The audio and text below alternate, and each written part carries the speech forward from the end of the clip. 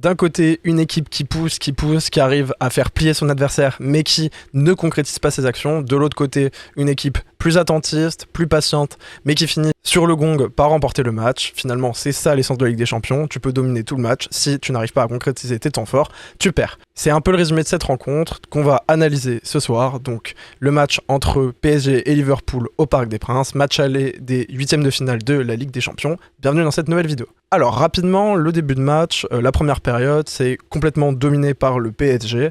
Donc le PSG qui a une meilleure possession, qui a plus de frappes, qui a plus de frappes cadrées. Donc ces frappes cadrées, c'est des frappes qui en plus sont dangereuses, c'est pas juste des frappes complètement forcées. On a des ouvertures de Kvaratskhelia, donc on en a 3 ou 4, dont une qui rentre, mais qui finalement est hors jeu. C'est une très belle frappe, d'ailleurs ça rentre à rien du tout. Enfin voilà, c'est vraiment le hors-jeu, je crois que c'est un bout d'épaule, donc c'est quasiment rien.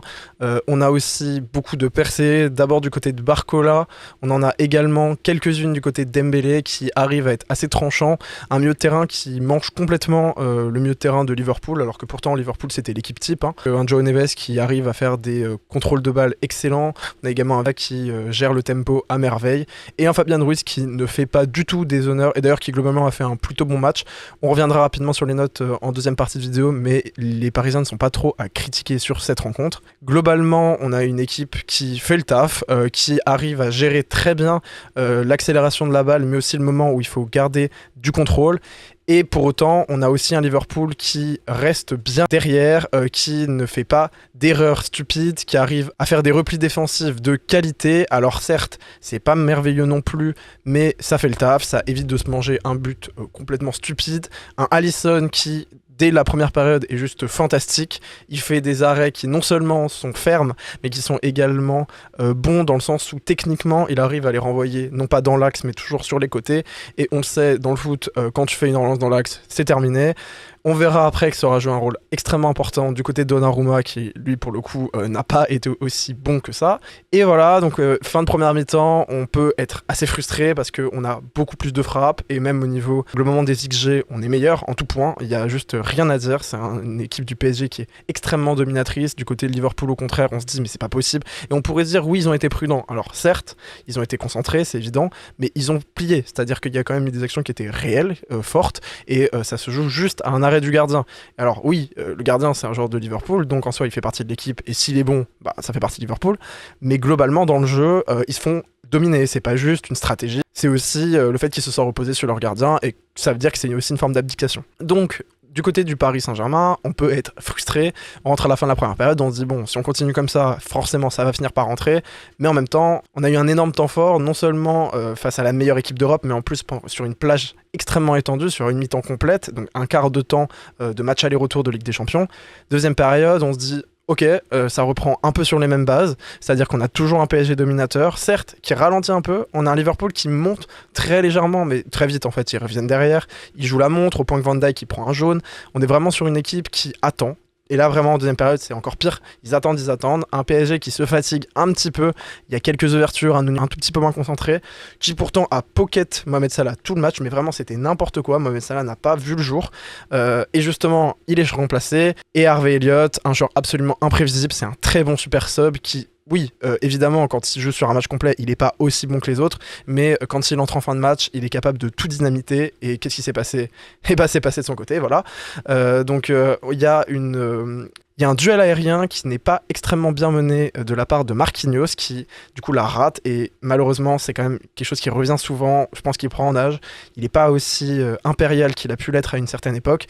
Aujourd'hui il la rate, elle revient un peu dans l'axe, on voit que les joueurs ils galèrent, ils se compressent tous alors qu'il aurait fallu couvrir le côté gauche, angle complètement ouvert, un Nuno Mendes qui a fait n'importe quoi, qui a pas du tout fait la couverture, et justement là on a un Harvey Elliott qui arrive comme une flèche, qui arrive à faire une frappe un petit peu enroulée, et là Donnarumma, c'est un type d'arrêt que Alisson a eu à de nombreuses reprises. De son côté il l'a pas, et voilà, il réussit pas, donc on se prend un but, c'est extrêmement cruel, on se dit que c'est un peu un hold-up.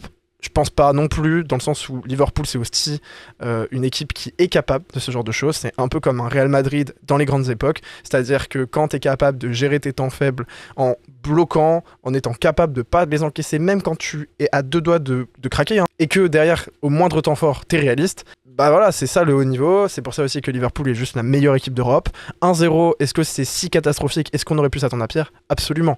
1-0, quand on regarde le déroulé du match, on peut être frustré, mais quand on regarde ce à quoi on aurait pu s'attendre en début de rencontre, c'est pas mal. Alors oui, certes c'est à domicile, donc on a perdu à domicile, là on va se déplacer chez eux, ça va être une autre paire de manches, néanmoins c'est quand même plutôt encourageant si on arrive à répéter ce genre de performance, si on arrive à toujours maintenir ça là sur le côté en l'isolant, on se dit qu'il y a peut-être quelque chose à faire. Je dis pas que c'est exceptionnel, je dis pas non plus que c'est certain ou qu'on peut être optimiste, mais en tout cas il faut pas abdiquer. D'ailleurs l'équipe du PSG ne l'a pas du tout fait, puisque la défaite c'est pas une défaite où on prend le bouillon, où on est complètement défensif, pas du tout.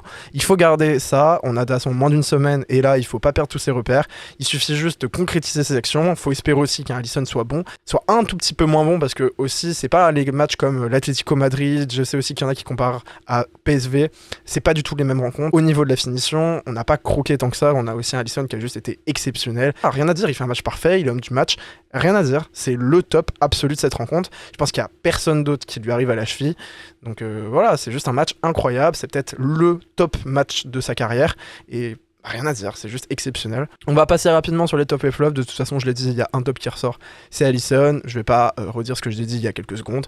Il est juste incroyable, c'est peut-être le meilleur gardien en première ligue. En ce moment, c'est sans doute le meilleur gardien d'Europe. Il le prouve aujourd'hui et de la plus belle des manières. On sait qu'on lui a reproché à plusieurs reprises des manques de concentration. Dans ce match, aucune erreur, vraiment ça a été magnifique. Bon allez, on va peut-être quand même parler de quelques tops parce que le PSG malgré tout a été bon. Dans le jeu, un Joe Neves qui a eu des balles exceptionnelles, des ouvertures parfaitement calibrées. On a également eu des contrôles de balles retournés qui ont permis de garder la possession et c'était franchement pas gagné parce qu'on a quand même un pressing qui s'est fait peu en deuxième période et globalement c'est quand même pas non plus un mauvais milieu de terrain du côté de Liverpool, très complémentaire. On a également du côté de l'attaque un Kvaratskhelia qui avant d'être remplacé et de baisser un tout petit peu en rythme a juste été partout en première période, des ouvertures, des crochets, des frappes réussies, rien à dire, excellent. Malheureusement il manque le but à la fin. Bon il y a eu mais bon c'était hors jeu à rien, mais juste très bon match, très juste également dans ses ouvertures. Genre, je pense à une qui est une balle un peu piquée qui arrive dans le centre, qui bon finalement donne rien, mais qui montre quand même qu'il est très juste dans ce match. Il n'est pas du tout déshonorant. Et puis on va peut-être parler quand même de 2-3 flops. Du côté des flops, il y en a un qui est évident malheureusement, c'est Marquinhos, puisque Marquinhos à plusieurs reprises en fin de match, il rate ses duels aériens. Un qui donne le but, un deuxième juste après qui a deux doigts de causer un second but. Il y a également, franchement, dans la couverture, c'est pas toujours parfait, un peu à reculons. Alors, c'est pas catastrophique, mais clairement, il est en dessous sur ce match. Nuno Mendes, malheureusement, c'est dommage parce qu'il a pocket ça là tout le match. Il fait franchement une bonne rencontre. Il a pas trop de sautes de concentration. Offensivement, il arrive à se projeter. Il arrive à faire même des ouvertures.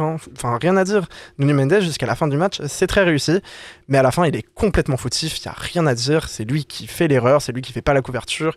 Il est pas assez présent. Enfin, ouais, il est juste complètement en dessous sur cette fin de match. Il cause le but, incontestablement.